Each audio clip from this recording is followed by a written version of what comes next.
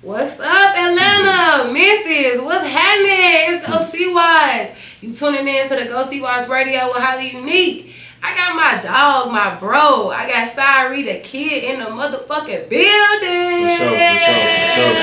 How you feeling? I feel good. Okay. I just yawned, so I'm a little. You a little? It's a directional mic, so you got to talk in that jump. What's directional? Right there. Oh, Keep it just like that. If y'all didn't know, that last song was called Cabo. Shout out to Dame Dollar featuring Sy Ari Da Kid. Mm-hmm. I mean, we starting off strong. Like, how the heck did you get cool with Dame Leonard? Like, what? Yeah, that's a good question. Like, how did that? You don't see really a lot of rappers linking up with hoopers. You know what I'm saying? Oh no, I had I mean, on some independent shit, I probably had more NBA players show me love, like out of nowhere. What? Yeah, like hella NBA players. Marcus Smart, DiVincenzo, Jordan Poole brought my boys down to the court. Kevin Durant invited me to his, after the joint signed everybody's shit. We went to the hotel with him while he was smoking his shit. Okay. Kicked with him in his hotel room. Shout out to Kevin Durant. Okay. Kyrie Irving and said what's up to me before, like hella niggas. You naming like the top Damian niggas Lillard, of like, the niggas. Yeah, like, but I say out of everybody, Damian Lillard is fan. Yeah. Like I done hung with his family, like sisters, brothers, cousins, like 2 birthdays with him, travel with him and shit like that. Dang. Like we did all them songs right there, like Cabo, we did all that shit in the Was it in Cabo? No, Okay. We actually did that shit in Portland. Oh. So to answer your question, he got a cousin that fuck with my shit tough. Yeah. Played my shit for him, and then he was like, I wanna work with him. Right. One of his I don't know if it was his agent or one of his managers. He got 3 people on his team named Nate. That's crazy. That's some funny shit that everybody Nate don't know 3 about times. that. Yeah, he got 3 niggas on his team named Nate that do 3 different things. One engineer, one book shit. Like, so they ended up reaching out to me, and he told me we was talking on the DM and shit. Then we got on the phone telling me what he was doing, working on the album, and they flew me out there to Portland. And then they had a studio with a booth and shit. You know, I don't like booths, so I took the mic out. Mind you, for a minute, Dame do this shit there's some shit out in the studio I don't like to do. What? Play beats. Just so you can kind of. I don't like doing that shit. So you like to write the lyrics first and then no. the beat. I like to write the lyric when I hear the beat, but he was going through 100 beats. Oh. But I was just letting him do it though, because we was building a vibe. And at some point I was just like, bro, let's just crank. Right. And just pick one. Yeah, I ended up getting 3 records on his album. Wow. But the 3 I did was the only 3 I did. Wow. Yeah, and I think that we kind of connected like that because we was talking on some regular shit. Yeah. And then I was like, bro, the next beat you like, just let me cook. Right. And so because you can do any beat. Yeah, right. So it was like that's what we did, and then it was another one. He had that Cabo beat, and I asked him, I was just like, what's your favorite place to go? Yeah. Like, you know what I'm saying? Like, what's your favorite place? And he was like, I like to go to Cabo, Mexico, and eat at Noble and stay at the Noble Resort. And that's what. And then we ended up going to shoot the video. Oh, I remember that video. That shit was fire. We was in Cabo. That shit was fire. Yeah. That's a hell of a story. Yeah, he ended up flying me. He was like, I'm gonna fly you out there. We're gonna shoot the video, and that's how we kind of got tight. For his birthday, he had took his whole family on a private jet, and then we shot the video out there in Cabo, and since then we kind of been like tight. That's insane. Mm-hmm. Well, that's a good story. I mean, we started out real poppity. You dropped some. Nobody asked me that though. How me and Dan got tight though. That's a good first question. Oh. Yeah. I come with it. I come real different. You feel me? Well, if y'all didn't know, Sy Ari Da Kid, I met you in Atlanta, but you a Bronx nigga. You from New York, right? Yeah, I met you out here in the A. I don't even know how did we meet? We met through a mutual friend. Okay. And we was all kicking it at a tattoo shop watching the Lakers play. Damn. I think it was at Cali shop. And I was drinking a Corona, and we was watching. It was like, on some basketball shit. You know me, I gotta see the game. Got you. And they was like, hey, he watching the game at the tattoo shop. Right, and I was like, well, shit, let's pull up. Yeah, and that's exactly how we met. Damn, I didn't know that. And that was almost, I would say, at least 8 years ago. Damn. Yeah. Time is just slipping away from me. I feel like we clicked from the jump, too. We did. I feel like he was my evil twin. Yeah, for sure. He was my nigga from the gate. He was my evil twin. And I just feel like, too, moving from New York to Atlanta, how did that first spark made you believe that music can be your path? Like, I didn't know that shit at first. Cause I came to Atlanta when I was about 9, turning 10. Okay. I ain't like Atlanta at first. I'm That's what they all say. I ain't like that shit. New York niggas be tough. I was New York out. Even as like a 9-year-old, I felt like I was like you know that good badass, you know that badass kid that like the teachers still kind of like a little bit. Yeah. I was that. Yeah. I was always that. They saw your potential early. Always, because I had a lot of yes ma'am, yes sir in me. Yeah. But I was still a little bad motherfucker. You know what I'm saying? So when did the spark come from music? Music, I'm gonna say, and I'm gonna guess on this. My pops had this Yamaha keyboard in the house. Wow. And this like DJ record player set that he used to just fuck with. Yeah. And my older brother, who was like my second dad, because my older brother was 4 years older than me, but he was like my pops, but in my room, because we shared rooms and shit. Everybody ain't had their own room back then. Yeah. So I definitely did. Yeah, niggas, you know what I'm saying? Niggas had the bunk bed and shit. Oh God! I got my bunk bed in my house. I used to have the top bunk, but I slept hard, fell over, busted my front teeth out. Got the bottom bunk. Wanted to go back up top, but I peed in the bed so much and used to flip the mattress. I had to stay down there. Oh my God! The pee just raining down on your brother. Yeah. So I had the pissy mattress with the yellow ring on it. Oh my God! I think my brother was a big fan of Wu-Tang. Yeah. I think Wu-Tang, he wanted to be the RZA so bad. Yeah, from Wu-Tang Clan. Yeah, he wanted to rap and make beats like him on that Yamaha keyboard. Yeah. And back then there wasn't no studios and shit, so my brother used to loop these beats on the Yamaha, and if you turned it off, the beat was gone. So you used to have to leave it on. Dang. He used to he found a way to transfer that file to a tape. And he had this tape of these cheap. The floppy disk or the like a tape, like a regular A side B side tape that gotcha. I used to put in the car back in the day. Yeah. And my cousin had moved down because he was getting in trouble. So my cousin and my brother and then my parents had moved from Fulton County to the north side to Cobb. And at that time, my brother had just got his license. Dang. Yeah. So on the way to school, in the car, and I still was going to my other school. Yeah. So my brother had the tape in the whip, and we used to just freestyle to it. And they used to rap before I was comfortable rapping. I used to watch them freestyle all the time. Right. And you know, like my brother was listening to Wu-Tang only, and my cousin was listening to like the Locks, DMX, Eminem, just Big L. New York. I just New York through and through. Like Big L, Biggie, like Major Figures, all that shit. So I had that in my ear, and once I got to like 7th grade, I used to just start trying it. Yeah. You know what I'm saying? And I think that was kind of like my introduction to just trying to rap a little bit. And I feel like my first outcoming was when I got to the north. So I got a brother named June, right? My man June. Shout out to him. June. Yeah, that's my dog. June was the first person to make me rap in front of a crowd of people, and I thank him for that to this day. Yeah. Not that I was ever shy. It just wasn't ever a reason to do it back then. Yeah. You know what I'm saying? And so it was this dude named Sy at our school. He used to rap against everybody. And June, he didn't like that shit. He was like, my nigga nice to me. Because we used to only rap against the homies. You know what I'm saying? Like me and the homies, it was cypher over the phone outside. The circle has always been fun. Like they be smoking and shit. I'll be rapping because I don't smoke. And then one day, he hyped it up at the cafeteria and made us rap. There was this line where all the ghetto motherfuckers used to come out by the school bus.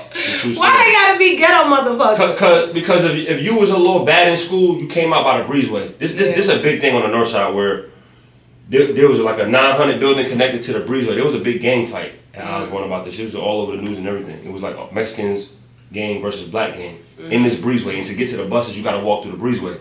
And if you wasn't like popular or like that, you would walk fast through it. But if you was one of them niggas, you'll breeze through. But if you was one of them niggas, you a politic. And you wouldn't get on your bus until they give you that last little, like, they about to leave. Yeah. It was like a moment, you know what I'm saying? It was like a good 10-minute moment that you could kind of talk your shit. Yeah. And so that was like my introduction. I think I was about, I say 16, 17 at the time. He made me fry this nigga outside by the buses. And since that day, I was known for like, that nigga side nice. I put my nigga against anybody. Yeah. He was the nigga that was like. So that's the spark. That was the spark. June made me do it because he hyped. And you know, it's no social media. Yeah. So it's no gram. It's just literally like, nigga, we in a breezeway. My nigga gonna burn you. And I'm like, yo, chill. Like, I'm not trying to do all that at the time. Yeah. But once everybody was there, like the whole school was there. Like everybody black that was somebody was right there, and niggas bring that shit up to me to this day. I'm 40. Yeah. You know what I'm saying? I'm from over 20 years. Like, that was 20 years ago? I was 16, 17. I was over 20 years. Wow. I got niggas that still to this day mention lines that I said from that. That's damn. Mm-hmm. That mean okay. Well, we gonna play this. Shout my nigga Deezy. He always bring up some corny shit I be saying. It's all good. We gonna play some Inner Beauty off that new joint. For if sure. y'all ain't know this, Sy Ari Go.Cwatts. Let's do it. For sure. Okay, we back. We locked and loaded. That mic is out, baby. It's on. It's on. That was Dark Thoughts, Sy Ari. I mean, the first song was Inner Beauty. I mean, I fuck with that. Appreciate you. That was the new project. Yeah. When you released that joint again? That was like October or something like that. Yeah, I fuck with October, that. yeah. You love dropping in October. Like, that's just... I do. Like, October, I feel like May and October be like your high peaks. Yeah, like, and I try to go 3 months at a time. If not 4, every 4 months I like to drop. But you know what? You be one of the most consistent artists I know. Like, you drop around the clock. You don't do like the J. Cole 7 years later. You know what I'm saying? I don't know how they... I don't understand that. Yeah. But then again, I don't knock it either though, because I mean, look where he at. You know what I'm saying? That shit working for him, but I don't know. I mean, they say he was working on a fall off for like his whole life type shit. Like, damn. Yeah, like I couldn't do that. I gotta get that shit out. Yeah, and I just feel like too, like getting it out, like let's link that to like personal things in your life. Yeah. So I feel like who in your personal life kept you going in tough moments when you like had that writer's block, when you had that musical block in you. Like who just really like inspired? I don't get writer's block.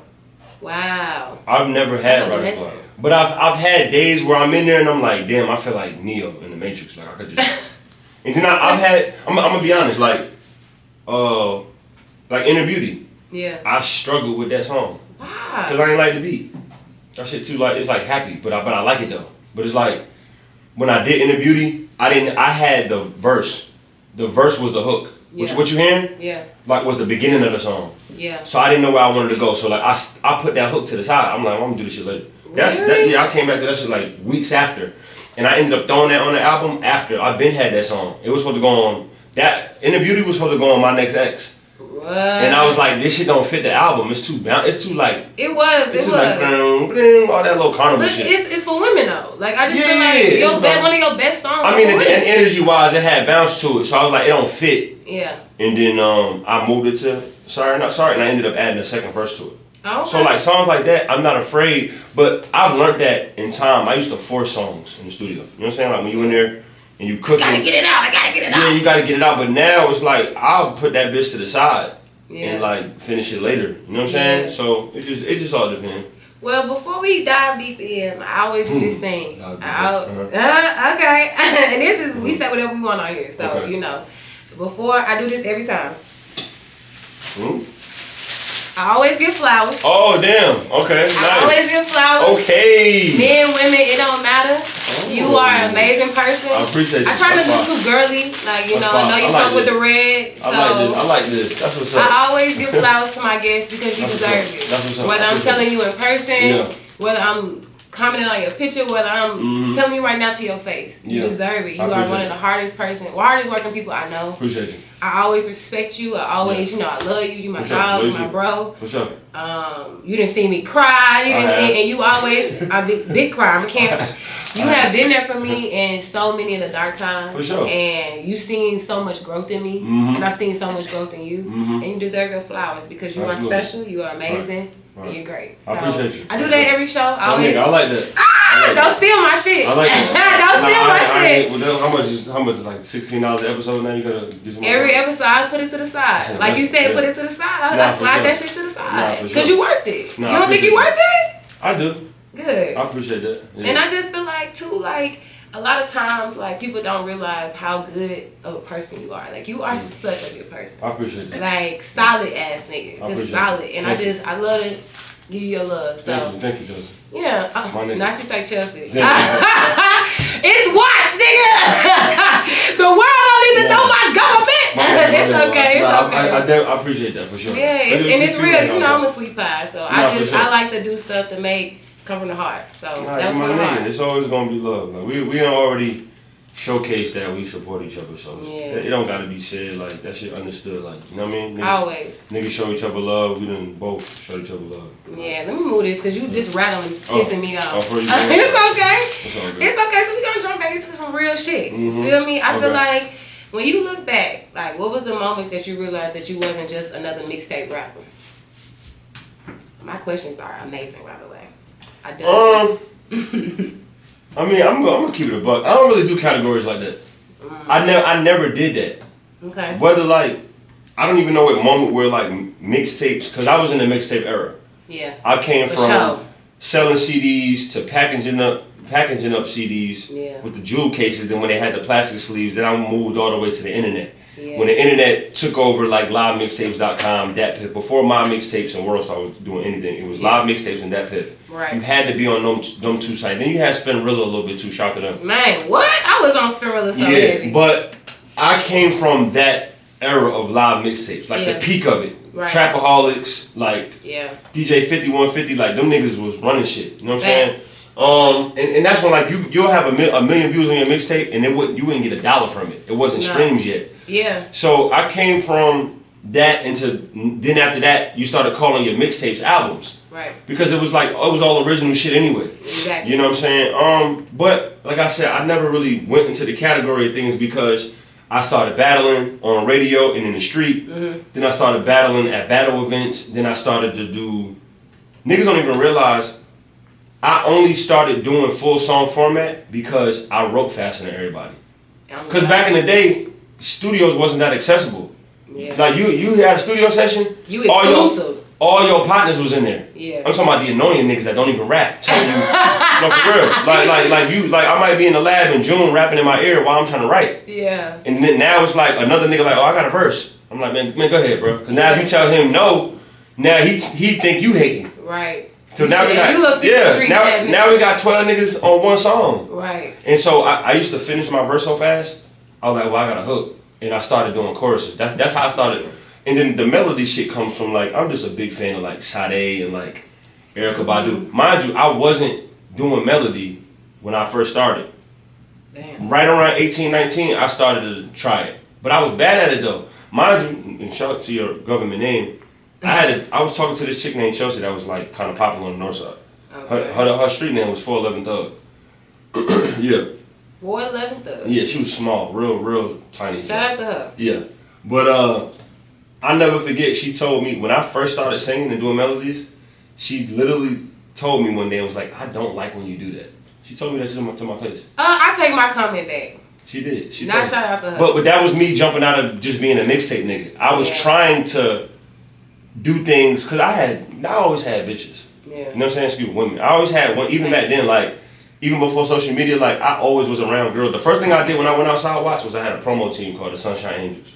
It was 25 girls. Sunshine Angels. Ran by this chick. We had the main chick named Armita. She went to my high school. She was an upperclassman. She was the baddest chick at our school. And she ran these 25 girls, and everywhere we went, they had to wear our shit. No, she was a bottom bitch. This is a real thing I was doing in college. Oh my God.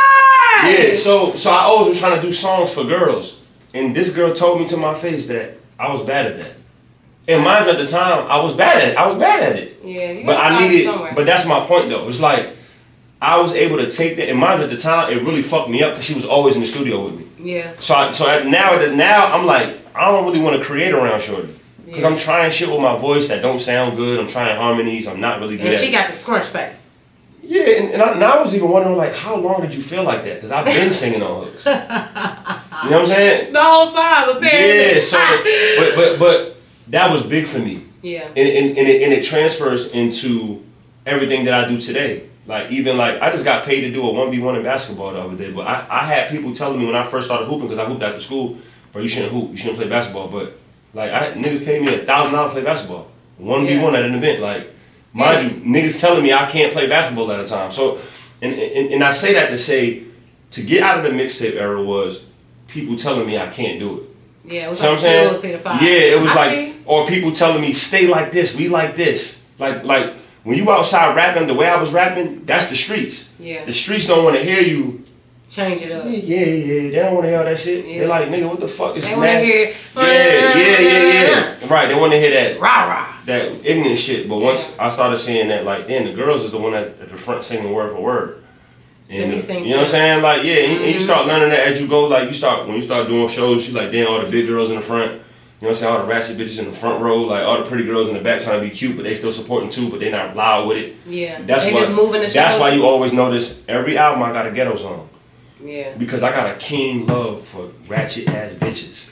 They show so much love. No, they do though. They show. There's a love that they show that's unfiltered. Right. That I've always appreciated because when you first getting shows on the road and you moving out of being a mixtape nigga, you gotta accumulate that. And the first people that you see is the heavy set big joints in the hood, and the ratchet joints, the hair not fully done. Yeah, just like what another girl like if these other girls see you. And they love my ass. Bro, they love. What I'm saying is that shit is what I first came up with because when you coming up, you don't get booked in LA. You don't get booked in Miami. You don't get booked in New York. You go in the rink-a-dink, holding the walls. I'm talking about. You know what I'm saying? Dark, smoke smelling. Yeah, fucked up. Holes in the couches. Fucked up. Yeah, it's bad. It's real talk. We got the best food. We got the best vibes. I love that coming up though. Same. You know what I'm saying? So I'm always gonna do something for my ghetto bitches because they really got a nigga going. You know what I'm saying? And shout out to all my ghetto bitches. I'm from Memphis. I understand that. We can relate. We're gonna get into this music. Love of my life. Sy Ari. Go.Cwatts. How unique. Let's do it. Check, we back. That was that Sy Ari skating. And that last song was not what it seems. I mean, back to back. I mean, the album was just really. Yeah, it was solid. It was definitely a solid What if I told you I did this shit in 10 days? I would believe because I didn't seen you work before. Yeah. I've been there before. I didn't seen that. I didn't seen trap side. I fuck with the R&B side. And that's what, going to my next question. I feel like a lot of people say that you're blurring the lines between trap and R&B. Is that frustrating or is it like, it is what it is? No, I'm gonna say this. I feel like, there's only a few people that could do this, like the real way. Yeah. You remember like when Atlanta was taking over, and like everybody from every state, especially even New York, was trying to sound like they was from Atlanta? Yes. There's only a few people that successfully did that. Who? And people don't know this, but in the heat of Atlanta really taking off, like the Brick Squad movement, and like when Travis Porter and Roscoe Dash had All the Way Turned Up, and Waka had Oh Let's Do It. Yeah. That was like the time where I feel like Atlanta really was. That was peak Atlanta. Hitting that wave, and mind you, both of those songs tempos was 130. Right. I remember this at the time because we had a song called Get Money's a Motto. The tempo, the BPM was 130. They had to speed it up sometimes in the club. Anyway, the first nigga that was from New York or from another city that had a good song in Atlanta in the club was Frenchie. Wow. From Brick Squad. They had a song called Shirt Off. He had the best verse on there. The whole club sung it. Wow. About to call Waka. Tell him get the chopper. Before Waka was even rapping.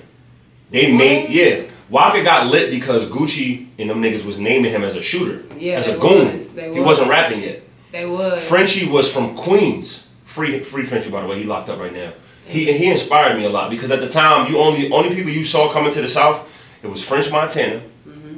He came down fucking with Brick Squad, and it was Nicki Minaj. She did a mixtape with Trapaholics on livemixtapes.com for free. That's when she was before. That was before Young Money. A lot of people don't remember that. Before that, I was already outside in Atlanta doing my thing. Yeah. So the trap sound when like y'all know him as TM88, but I know him as Brewski and Southside and Metro and Lex Luger when they was doing the 808 Mafia shit. Yeah, we was already rapping over all of these beats, right? So at that time, I'm already adjusting to the, let's say, quote unquote trap sound. Yeah. That like Jeezy and D Rich and all of them was doing all of them, and Zaytoven and all of them was, and Mike Will doing all them real dark trap fucking beats. Yeah. I was already rapping on those beats because of like my Brick Squad affiliation. Right. Going into the R&B, I was already like my song TLC before anybody came out, before there was any type of trap in R&B or trap soul or whatever you want to put. Shout out to Bryson too, because he was a nigga that shouted me out when he first came out. Yeah. Which is another story people don't know about, but. I was already, my song TLC has the drum kit that we used on there, that me and Murphy Kid made that beat. The drum kit on there is the drum kit from 808 Mafia. Really? I never knew that. There's trap drums on my TLC song that we did damn near in 2013. I never knew that. Yeah, over 13 years ago. Yeah. So I was already doing that. Mind you, nobody wanted to pick that song. That's my biggest song. And so, TLC is definitely a big. Yeah, and so to fast forward, like with shout out to Bryson doing something like Trap Soul, I always fuck with him because his first interview on Boombox.com, they asked him if there was anybody in the industry, just when he was getting lit, that you would want to work with that's not like a mainstream. He named me and Kehlani at the time. Wow. And at that time, Timbaland had all of us. Timbaland had all of us recording with him. Damn, that's legendary. Yeah, Timbaland? yeah. Kehlani posted my Before the Heartbreak album before she was lit. On her story. I fuck with Kehlani from You Should Be Here. That EP. Nah, she been. Shit was insane. But a lot of people don't know Timbaland had his hands on all of us. Like, I could have signed to Timbaland at the time. Yeah. But at the time, he had Bryson too. And he also, because at that time, Timbaland was kind of pumping a lot of people that was coming up. You know what I mean? So when you ask me I juggle the fine line. And I know a lot of people do because they hear the music and then they duplicate it. Yeah. And then some of them are good at it. Some of them master it. Yeah. The difference with me is I feel like I was a part of birthing this sound of niggas kind of thinking they could really rap over R&B shit. Right. I'm one of the if you put all of us in the little bucket. You was the first. I ain't gonna say I'm the first, but I'm one of them. Yeah. And I feel like I did things on sounds when people didn't do it. See what I'm saying? Yeah. So like if you go like if you name like the most influential niggas from the youth to the kids to the older people in music, you'll have Future, you'll have Drake, Kanye, Travis Scott, right? Travis Scott only has one R&B song ever, ever. And mind you, he's the king of the weird niggas. No, he is. Travis Scott is the king of the weird niggas. All the niggas under him, the Trippie Reds, everybody. He's the king of that did the arenas first of like the weirdos, but still kind of got good music. What R&B is it? His only R&B song is a song called First Take. It was called Love Olympics. In that song, my producer Vintage Jag made that beat, sampled my voice, and it's on Birds in the Trap, Shing Brian McKnight, his first platinum album. Oh, is that why you got that plaque in your house? Yeah. Wow. So I'm an originator like that. You know what I'm saying? Like it's not a lot of niggas. He don't have no other R&B songs. None. Wow. He has one. That only one. That whole song is something that I wrote. And mind you, Bryson Tiller's featured on that song. I didn't know that. Yeah, so play that shit when niggas ask me that, I'm not like these other niggas. I really spent outside time when the trap sound got like real big after Jeezy album and shit, and everybody was able to duplicate it with the Brick Squad sound. I was in the middle of that. You know what I'm saying? And I was making beats at that time. And then the R&B time, when that brewed up and Bryson came out in the 2014, 2015 time, that's when my R&B album came out, Before the Heartbreak, and I felt like we kind of birthed that.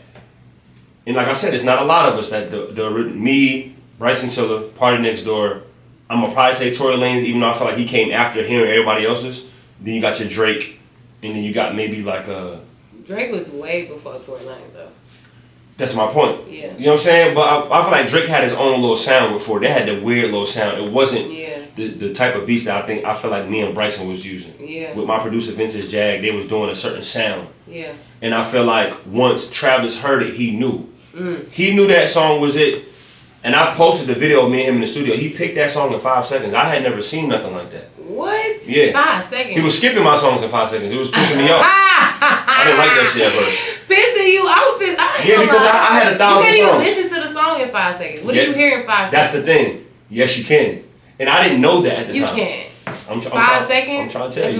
That's not enough. Chelsea, Watts, I done been in label meetings when you playing shit for people, and you might be like, oh, this shit go crazy at 45 seconds. They never get to it.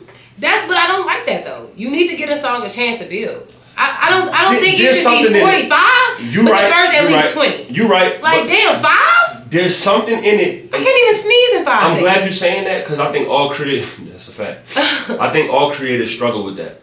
There's a sense of creativity coming in later, but there's also a sense of you have to know that. And a lot of us creators, we struggle with that because we're so mad at the fact that that's a thing. Like, prime example. On Reels, if you're scrolling on your algorithm, I was just about to say that. If you're not entertained, I'm talking about you, whatever you like. You might like fucking dinosaurs humping trees. I don't fucking know, right?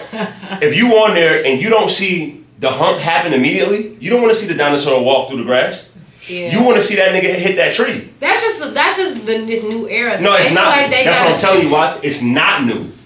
This shit been going on. Prime example, Michael Jackson has a song, I Want to Rock With You. The song is long as shit.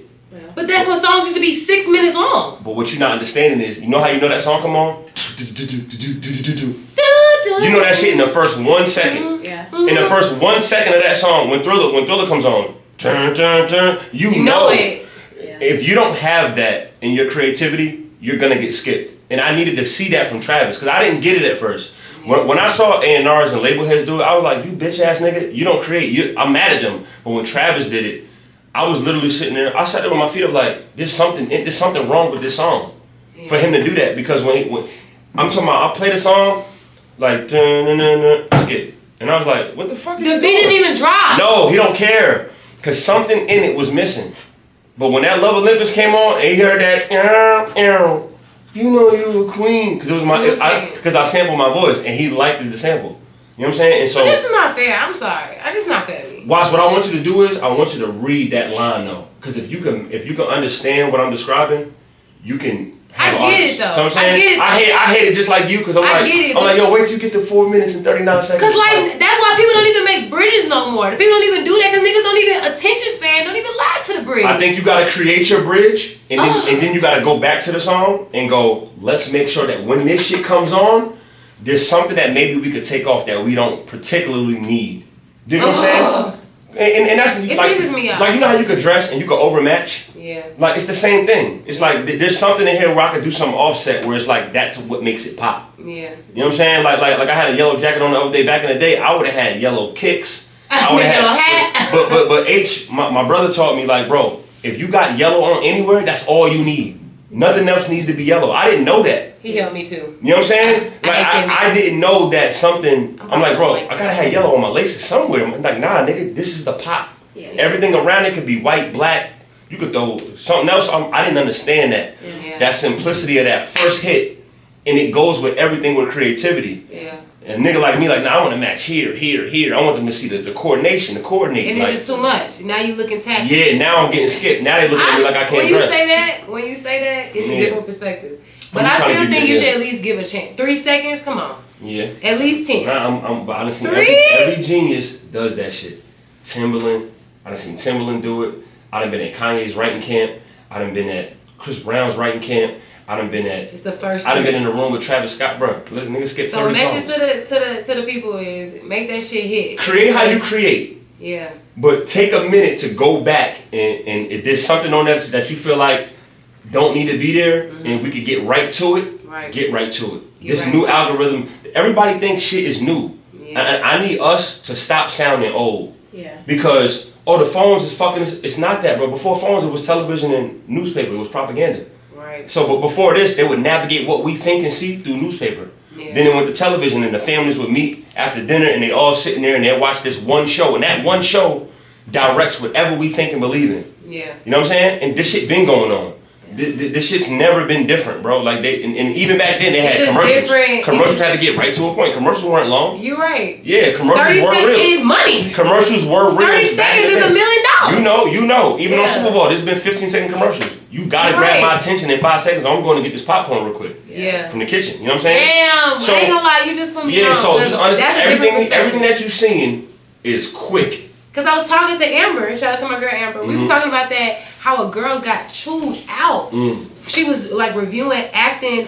We was talking about acting like their auditions, and she got chewed out because she said in the first 3 she know it's a rap, and they she got fired from her job. People was on her ass in them comments like, how the fuck you gonna get 3 seconds from your audition tape? People work hours on that shit. So I just feel like I'm neutral, like, you know what I'm saying? Yeah. But I feel what you're saying. You just put me in a different perspective. It's a thin line. You're right, but I ain't gonna lie. Let's get into that TLC since you said it. I want niggas to see that 3 seconds. I hate hearing that song now. It's okay. You gonna hear it today. For sure. We gotta come with the come. They gotta hear the first 3. And people catch them. The sample. Yeah, they gonna see. The sample of that creep catches you. We gonna see the first 3. Let's see. All right, TLC. Fuck it. Ooh. And we back. Highly unique. That was Sy Ari Dunk's ex. When I heard that, I was like, yo. What? That's crazy. It's True fuck. story. Shorty hit you after he ain't even buried yet. No, she didn't hit me after. It wasn't like that. He was buried. I met her at the funeral. That's terrible. Yeah, I met her at the funeral. She should be. If she know, you're trash. I'm looking. No. Wait. You're trash. No. It wasn't like that. I'm gonna say this. Did you not hear the first 5 lines that you said? That was a true story. But that's all I. Didn't you just talk about the first 3 seconds, nigga? That said everything I need to fucking know about you. I'm gonna tell you why I let it slide. Trash. He had 1,000 bitches. And he was young at the time. My nigga was like 22, 23 when he died. Maybe 24. So I knew about that before I even moved to LA. That's what I'm saying. So his funeral was like the club. It was girls everywhere crying. It was fire. She had a painting of him. She painted something to give to me. Her mom painted something, and that's how I met her. Wow. And then from there, you know. Do you feel bad about that? I don't. Oh. Cause if you know Dunk though, and I said this on the song, if you know Dunk, he loved smashing, like even like your shorties. Like he loved doing that. I ain't gonna lie. If your homie ever smashed my friend, not my girl, but like if we was talking to girls, he didn't really care. Like Dunk made an emphasis on, bro. If she not your main joint, I'm not letting her slide. And we had an understanding on that, and it was cool. So it was green light for everything. You have to have an understanding with all your homies not the same. Yeah. You know what I'm saying? So I feel like me and Dunk had a clear understanding of this one is not somebody that is like I care about for real. Yeah. You know what I'm saying? So I think he'll knock that down. He was wild with that shit. Yeah. I mean, y'all some wild niggas. So it's only right that y'all I crank shorty after I mean, the group of the friend group is just insane. I grew up around some wild niggas. Yeah. Dunk was a wild Scoob. He was one of them. Scoob, man. I think Scoob and Dunk probably to me the two wildest. I say the two wildest. I seen Dunk do some shit. I seen Dunk. And rest in peace, bro. I can say this shit now. Yeah. I'll never forget this. You ain't gotta say it. I'm about to say it. Okay, I'm about to say it. I never told this story. Short story. He had a show in Cleveland. Mm-hmm. No social media at the time for it. None of this shit was going on. Long story short, when we get there, bro, Dunk had a girl he was waiting to meet. Mm-hmm. We get there, we check into the hotel. He cracked her. He knocks her down, right? Mm-hmm. We go to the show. It's a true story. In the back of the spot, he's getting neck from a whole nother shorty. True story. We leave there. Every girl from the club followed us. I'm about to tell you some crazy shit. So the nigga, and rest in peace, School, because he used to be with Duncan. Yeah. J Mike, some niggas, when we pulled up to the gas station, they act like they tried to rob us. Like they were saying it out loud. But we were so with the shit, we said it back to him. Shout to J Mike though, because he's locked up right now for the shit. Damn. But from there we left there, and in the car on the way to the hotel and let everybody pull up, he cracked another shorty. This is literally 3 women in like 2 hours. 4. He's going crazy, right? 4 hours? Listen, this where shit gets yuck! I'm sorry. He's young and wild on some real like man. No, okay. Let me say this before y'all just think Dunk was a nasty nigga, because he probably was, but we all was. But I'm gonna say this: nobody in the city of Atlanta got more women than him at this time. Okay. Like just think about that. Think about like you see Bad Boys and you see Mike Larry. Yeah. Like think about that, but on some street shit, and look like Chris Brown, but like evil. Oh my god. Like 6'6", light skin, tats everywhere. And y'all not ugly. Y'all not ugly. Nah, my nigga was that nigga for real. My nigga had joints. So we get to the hotel, watch. Mind you, every girl from the club is in our hotel. They everywhere. It's a girl that do say something. If you know anything about Dunk, he was wild. Like, he kicked these bitches out so bad. Mind you, we drove my car out there. My truck is outside the joint. So all they know is my whip. My whip was wrapped with faces on it. So he kicked the bitches out, called them bitches out. The girls start threatening shit. So now everybody can't sleep. We leaving in the morning. But now we all staying up because we think they about to bring people. Because y'all out of town. We out of town. And we wilding. Oh my god. So we ended up going crazy that night. Whatever chicks that was left, everybody popped. Whatever. It was like y'all was just. It was like Royal Rumble. It's a brothel. Yeah, I don't want to get into that part. What's the when we left, the girls trashed my car so bad, bro. Mm-hmm. I would too. They poured some like, I don't know, some type of like gasoline. It was going through the AC unit and everything. They tore my shit up. Like everything. Like that means wet y'all tissue. Dogged them. Nah, they were just mad that they got kicked out on some disrespectful shit. And your car loud as hell. And they was like, there you go. Tore my shit up. Oh my gosh. I never forgave him since that day. But that's some funny shit though. That is some funny shit. How wild he was though. I mean, y'all some wild niggas though. It's okay. Y'all done grew up. You done grew up. For sure. Shout out to growing up and being better men. Yeah. You know, but that's a hell of a story. Dunk and Scoob actually got cool before they passed too. That's good. Yeah, there's a video of them online watching the Floyd and Mayweather Manny Pacquiao and Floyd Mayweather fight together. him walking. It's the funniest shit on earth. Like, if you ever just go YouTube it. But that was a funny. It's all three of them School was yelling at the screen, and it's the three wildest niggas you'll ever see in Atlanta. But I didn't even think I know you when I knew School. Not back then. Yeah. Me and School wasn't cool when Duncan Scoop was cool.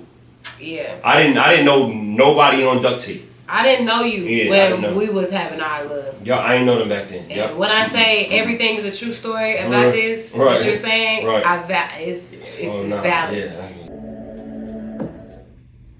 Dang, that was rare receipt. Shout out to Eric Bellinger. Eric Bellinger. What? My favorite nigga to go on tour with. Yes. Ever. All time. I mean, the remix was, first of all, the song itself was just fire. And so when he hopped on that, I was like, whoa. Shout out to Eric Bellinger, man. And I actually was listening to music before I knew you. For real? Yeah, I just never told you that because I didn't want you to get a big head. Like, groupie, ooh. Yeah, I was like, I'm not that.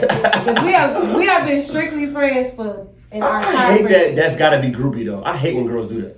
But it is. I be having girls like, oh, I want to tell. I ain't no groupie, but I love your shit. Like, because guess what? The first thing, you was a fan of me. Nah, I don't do that. But you know, lying niggas in this industry, yeah, you right. you literally are one of the purest unlying nigga I know.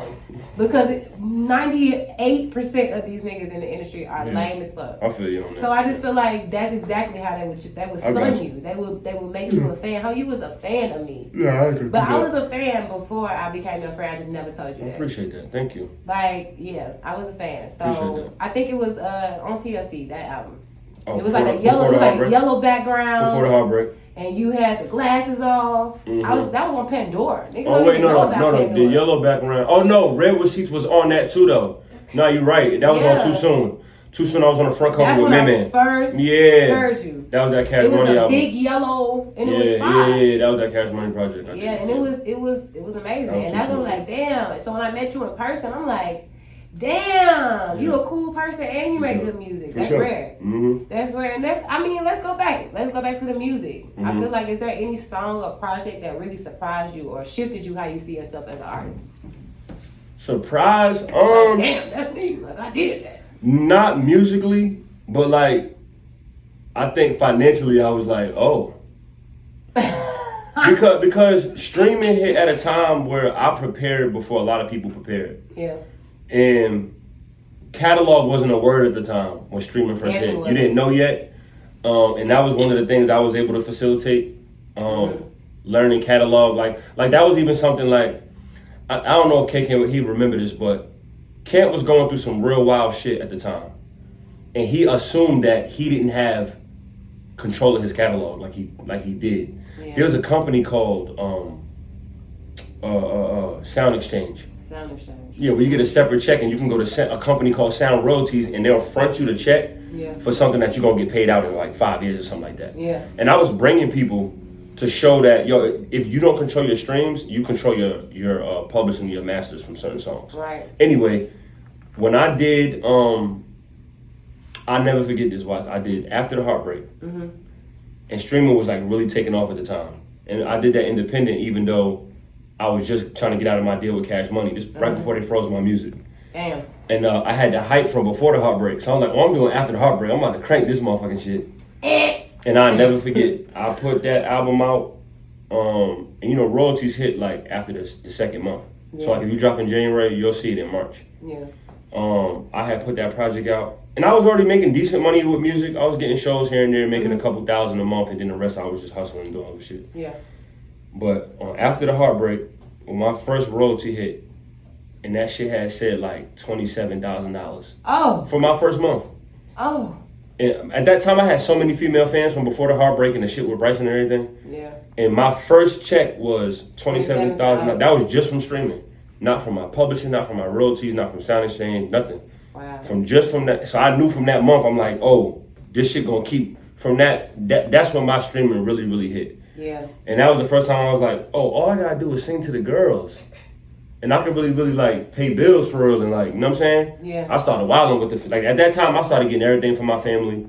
Like, you know what I'm saying? That was that. $27K is a lot. Yeah. Especially from the first month. Off of one project. Wow. One project, I went in mind you, I wasn't distributing with nobody else. I was on TuneCore. So it's just it came straight to me. I love yeah, at that time I'm not splitting nothing with nobody. Yeah. Like my manager didn't even break down my stream. She got like other bookings and stuff like that. But like that shit went straight to my pocket. Wow. You get what I'm saying? Yeah. So it was like I had never experienced nothing like that at the time. That was when streaming was. I ain't never experienced that in my life. I've never. Yeah, for real. I still don't know. You're probably the first person I know that made 27,000 out there.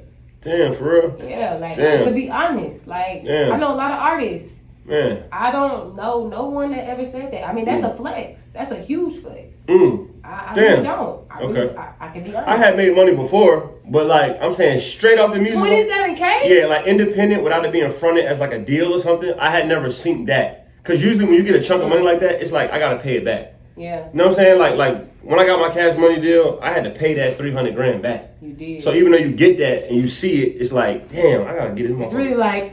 Yeah, but when that shit hit, it was like, oh, I don't gotta return this to nobody. This is just mine? This just income. This is me? Yeah, I think that was the first time where I was like, damn, this album really. And before the Heartbreak was doing that, because I had started to hit like 10,000, 11,000. You know what I'm saying? So from there, that was my rate. Damn, God is good. Yeah. And I feel like even following up behind that, like you racked up a lot of millions in streams independently, like you said. What's the biggest misconception about success outside of the major label that people don't know? Misconception? The biggest misconception about success outside the major label. Cause you did that no label. Yeah. I'm gonna say.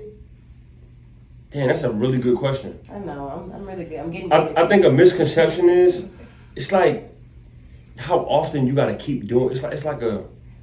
I don't know how to put it, but you ever seen the movie Maze Runners? Yes. It's like I don't like that feeling. And a lot of people ain't seen Maze Runners, but Maze Runners was a movie about. It was like this impossible task. Literally. And then when the kids figured it out, it shifted. It switched and it shifted, but it was like now we got to do something like this again, but in a different way. And I don't. And harder. Yeah. I don't like that about the music industry, where it's like.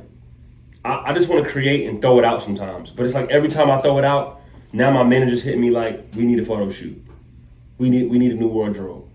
We need video shoots. She ain't lying. We got to edit. We need a press kit. We need a. It's like, bro, I don't want to do this shit we got to go to New York and do a media run. And now we got to go to LA. And now we got to go. It's like, bro, I got to see all these fake motherfuckers I don't even really rock with for real, answer the same questions and do it. That reminds me of Maze Runners, and I don't like that part of it. Yeah. That's why I started doing tours on my own and doing small cities on my own and doing like little personal concerts when I could probably go bigger and get a bigger reach, but I just don't because I just be fried. I just be like, bro, I just want to see my kids. I want to create my music and whoever see it. The fans that don't go out of their way to find out, then fuck it. They find out when they find out. And you living good. Yeah. I think that part of it, I'm not. Because I know it's times where I'm like, I can go large with this shit for real. Yeah. But I'm just like, I'm straight. You know what I'm saying? I think the misconception is like how much you gotta repeatedly. It's never just enough. It's like I always gotta do this shit all over again. It's like I don't like that. Yeah, and that's a lot of people. A lot of people actually thirst for that, but a lot of people like you, they stray away from it. And I understand both because, like you said, you got kids, you making a living for yourself, you doing good, you got your family, you got your friends here. Yeah. Like if you fuck with me, you fuck with me. You know what I'm saying? I don't like being gone like that. Yeah. That 40 days on the road shit. I don't got no kids, so I be ready. I be ready to go. It's a bad feeling. I be ready to go. It's a bad feeling, especially when you mature the way I did and I'm older. So it's like, I had my phone on the road and your shit was. You're listening to Highly Unique Radio. Ooh, okay. We back. Atlanta, Memphis. We have Brooklyn. We got Decatur. Where is Greater? I mean, y'all tuned in for Sy Ari Da Kid. I mean, I fuck with that. Shout out to my mama listening. I know my mama listening. I love you, girl. But that was that Joe. That was that Gin and Tonic with Joe. Shout out to Joe. I mean, I first heard that when he opened for you in a show a couple years back. Yeah, shout out to Joe. I've been keeping in touch with him, and he been doing his thing. So shout out to him. He's one of my favorite artists. Yes, and then shout out to Pacquiao. That last song, One Phone Call, that was an old song. That was an old joint. Throwback. Yeah, so I had to bring it back, you know, and I fuck with that. So we're gonna get straight into it, okay? Now, we talked about this real briefly, but I just want to make sure we highlight it before we get out of here. You know, in this culture obsessed with viral moments, like how do you balance timeless music versus instant hits? That's a good one, right? Yeah. I'm gonna be honest. I'm the wrong person to ask that to. Because you're the right person. All right. Because I never gave a fuck about none of that shit for real. You're right. In the rooms where they demanded. Yeah. So I'm saying, so like, I done been in all of the top writing camps when the first thing that they say is, we need to smash, we need to smash. That's what the A&R say before they leave you in the room for 30 hours with 40 writers. You know what I'm saying? Yeah. I never liked doing that. And all my niggas, I done been around all of us that have had a hit before, and I feel like all of our shit was organic. Yeah. You know what I'm saying? Like, all my niggas that have had a hit, like, I done been around some hits, and that's a rare thing to be around. Yeah. A hit record is, like, my biggest song is TLC, but like when Kent was in his groove and doing his thing, like his Money Baby, or like Cut Her Off, he ain't even, I can still play that. Cut Her Off was an accident. I feel it. How that record got broke. Waka Oh Let's Do It, that was a true story, how he started that song. Yeah. Roscoe Dash, All the Way Turned Up, I recorded that song. I engineered All the Way Turned Up. That changed the whole city. You know what I'm saying? Like, I handed the session to CEO Charlie when they was beefing with Travis Porter, and like, you know what I mean? So I've been around hits when niggas was acting like Roscoe was weird when he was in the booth. Yeah. Because they wasn't used to people singing like that at the time. And he wasn't using auto-tune. So, you know what I mean? For me personally, because people always ask, should I do singles or should I do projects? Me personally, I like the single thing. Yeah. Like, you gotta still have strong singles and strong records. I just feel like picking a hit in the studio is the dumbest shit on earth to me. I just feel like it gotta come from the people. Yeah. I like to just do a body of work that's personal to me and is from my heart. You know what I'm saying? I'm not like, and I'm gonna give you this example, and this is not a shot to anybody, right? Okay. You know when they do, I'm gonna give you an example. This is a comparison that a lot of people do in the world, and I hate it with a passion. And when they get to arguing it up, and you look in the comments, no one brings it up. And they do this whole Chris Brown is the new Michael Jackson, right? If you heard me, that was the biggest side. And shout to Sy. And shout to Chris Brown because he's one of the best performers out, one of the best dancers, incredible R&B artist. My issue with that is Chris Brown doesn't have any songs, and this is not a shot at Chris Brown, of substance. You understand what I'm saying? He doesn't have a We Are the World. He doesn't have a Dirty Diana. He doesn't have even Beat It. Like, if you listen to Beat It was a song. That was getting people together. Yeah, and it was a song against bullies. Like, nigga, like, you ain't the toughest nigga that you think you is for us. It's a motherfucker bigger than you that'll knock your block off. Right. It was so much. All I want to say is that they don't really care about us. That was from Michael Jackson. Right. When I hear the comparisons, it's like I resonate with artists that do that. You understand what I'm saying? Yeah. So, like, I go off of that, which is why I don't like those arguments. Because, and I love Chris Brown, but I think all of his big songs are either about sex or dancing or this chick in this section or a baddie. It's never about, it never feels like something I just went through. Yeah. Like, when I turn on Lauryn Hill, Miseducation of Lauryn Hill, I don't feel like anything on that album was for a single. I felt like she was on there just giving game. She was. And accidentally created this classic. How you gonna win if you ain't right within? Yeah, like there was 1,000 messages toward men and women outside on that record, and I feel like we're missing that. And I feel like I'm more prone to stuff like that. Like you understand what I'm saying? Yeah. And so I'm not really into the viral thing. I feel like if some go viral, they go viral. You know what I mean? Yeah. I like to create from the heart, and if people like it, they just like it. Yeah. And if it catches, then it catches. Now you do got to get better with shortening songs and certain melodies. You do gotta, I do honor practicing that and certain flows and dumbing some things down, and we're like, this don't need this many words. We all have been through, me and K-Camp was just talking about that shit on my podcast. Wow. We used to be in the studio and I used to be like, yo, Kent, maybe take the word out of this. And he'll do the same with me. Yo, on the chorus, that's too many words. Like, take this out. Like, let's make it same message. And that's what songwriters do. And I'm gonna give you a gem that you can use on your show for writers going forward. The best songwriters they think are the people that write. But the best songwriters are the writers that know what to not write when you can write, but you don't. You understand what I'm saying? Yeah. And I think once you master that, you'll get your hit. By default, by dumbing it a little bit down, but the same message is out, right? Yeah. Because I could be like, yo, G.Cwatts, go outside and take the trash out. I can come to you and be like, hey, take the trash out. I just said 3 words. I said the same thing. And they don't need to hear it. But a different way. But the same thing happens on songs, and I'm in the studio with a lot of niggas that make that mistake. Yeah. It's like, bro, you didn't have to. Me and Kent was talking about the same thing. He used to do this thing. He was never like a big liar on songs, but he would fluff after I stopped fluffing on music. When I was really honest, he was still kind of like saying certain things. Yeah. He said something on the song, we doing our Workaholics project, and he said something about, I pull up in a Rari, or it was like, I pull up in a Ferrari. And I didn't like that. Yeah. And I stopped him and I said, bro, say, I'm trying to pull up in a Rari. It's the same thing, but now it's letting people know that don't have it.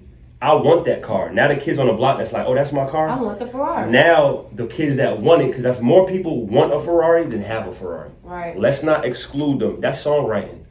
And I think those are the things that make the hits. That's a gem. You know what I mean? So when Waka says, I fucked my money up and now I can't re-up, that's better than him saying, oh, I'm copping a brick from Poppy. And nigga, not a lot. You niggas are not getting a brick off the boat. But what's happening is you don't have enough to get another ounce of weed. Yeah. Because you fucked your bread up and now you can't re-up. He didn't say how much. He just said, I can't re-up. And that happens. And that I can't re-up. Right? And now you went and robbed a nigga. And this shit happened. Now you want to go steal because you can't have it financially, right? Yeah. And so that's how you come up with your hits. Yeah. You know, and that's my way of doing it. Now you talk to the industry, they're going to say we're going to get in here and put the songwriters and we'll do this big hit about Casamigos and sections and baddies.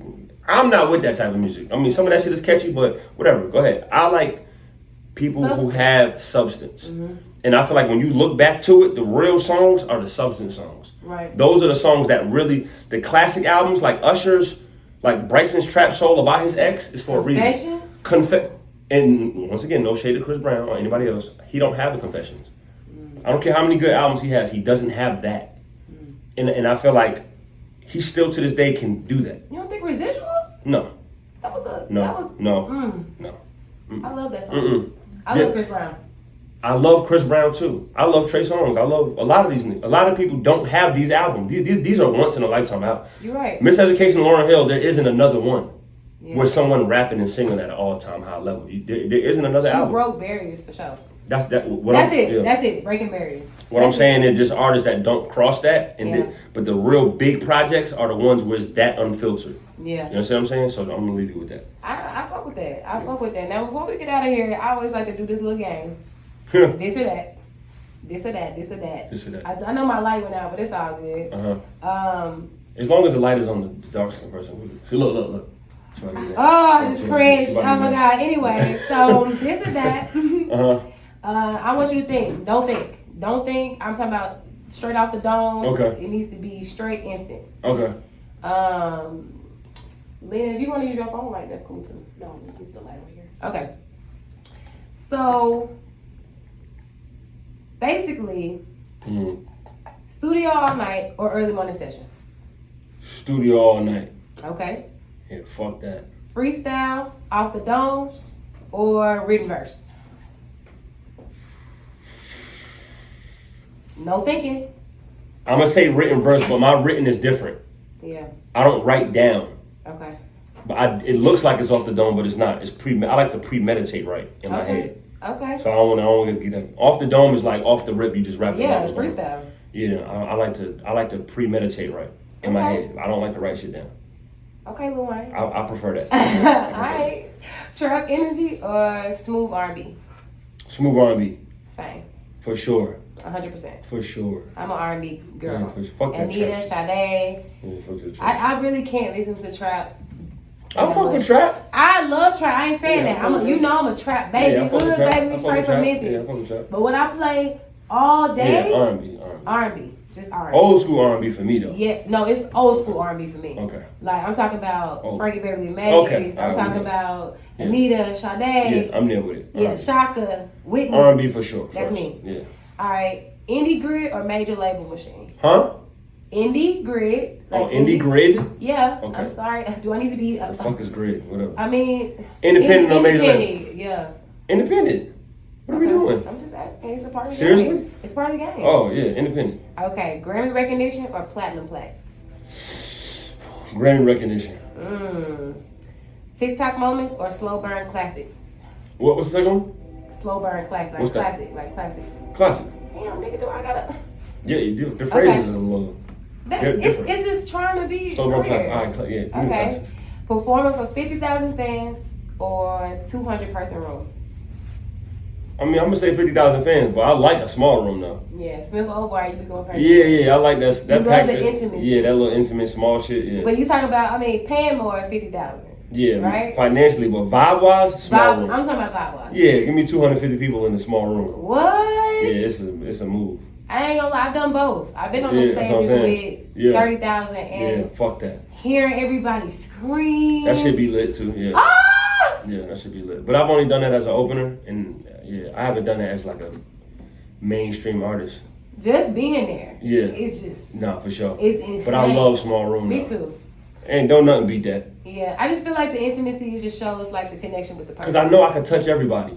Right. In a 20-minute span, I could literally interact with everybody in here, and I hate that unfulfilled version of like exclusivity that I gotta keep because there's so many people. Yeah, and if y'all didn't know, Sy is a very intimate person. Like at your shows, you are like, ain't no backstage, ain't no. Backstage. He goes into the crowd, takes pictures, shake hands with every person, and please get back to that. As artists, as DJs, whatever you're doing. Get back to the people. Get back to the people. Get back to the people. So that's my biggest thing. What you want to say before you get out of here, Sy? Just keep tuning in. Album coming soon. I got an album coming out called You Don't Know Me Yet, But You're Mine. Okay. But nah, shout out to y'all. My black sisters in here doing something that they passionate about, and I'm big on that. And I'm big on us supporting each other. Even when you don't fully understand, which is why, like, when you invited me, I didn't want an explanation because I think support needs to just be what it is. And I want to give y'all props for believing in something, saying, hey, let's come together and do something when nobody fully believe yet. And I know how hard that is. It's hard as fuck. To put time and money into something and nobody believe. And sometimes it works, sometimes it don't, or sometimes you just adjust. I want to really give y'all some spotlight on that and just say, I'm proud of you, Watts, and anything you ever doing, you already know I'm always gonna be that call or support in the way and stuff. So just keep doing. Yeah. Oh my God! Yeah, keep doing what you're doing. No. I'm proud of you for real, and I know. And I know you're not telling me that. Nah, for sure. I ain't gassing. Like when you make your M and it's gonna get there, like we're gonna be there and we're gonna turn that bitch up. You know what I'm saying? We're gonna have cranberry juice on deck. Yeah. I love you, dog. But yeah, love you too. But yeah, everyone just follow me on social media. Sy Ari Da Kid, SYARI Da. Follow Watts platform, man, and y'all just keep pushing. Y'all keep doing what y'all doing. If y'all need some support in the future, it's whatever. Like, and collab me. You know what I'm saying? I'm collabing on everything. I love that. You know and make sure y'all tune into my dog shows. Sorry Not Sorry Sorry Not Sorry show. Yeah, we relaunching this shit like in another 2 weeks. So yes, and if y'all didn't know, that shit is a hit. So for sure. You inspire me. So I appreciate it. I love you. We're gonna get out with this novel. With Dame Dollar, Rick Ross, and Sy Ari Da Kid. Oh yeah, for sure. I had to go ahead and play it. So you know my number, that's crazy. Yeah, this that good shit. So hey, this is Go.Cwatts Holly Unique Radio. Let's do it. That's what's up. Hey, so we good.